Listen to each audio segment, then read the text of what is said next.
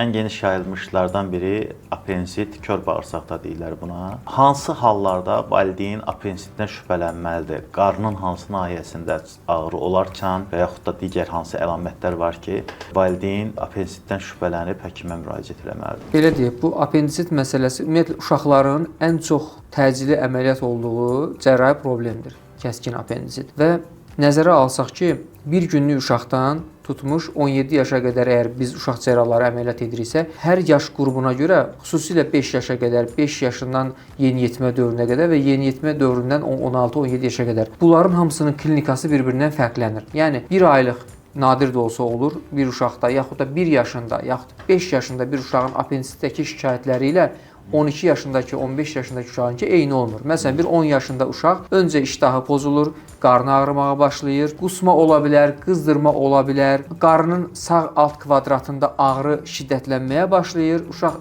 2 qatlanmış vəziyyətdə günü-gündən şikayətlər artmağa başlayır və bir əl müayinəsi, yəni əlimizlə baxırıq ki, qarnın alt kvadratına həssaslıq var, ultrasəs müayinəsi, gərəkirsə tomoqrafiya müayinəsi, qan analizləri ilə bu təsdiqlənir. Amma gələk işin, məsələn, 3 yaşında bir uşaqda, 4 yaşında bir uşaqda apendisit olduğu zaman o bizə nə ağrının yerini konkret şəkildə göstərə bilmir, nə də hansısa bir konkret bir müayinə ilə %100 onu demək olmur. Burada klinika çox önəmlidir.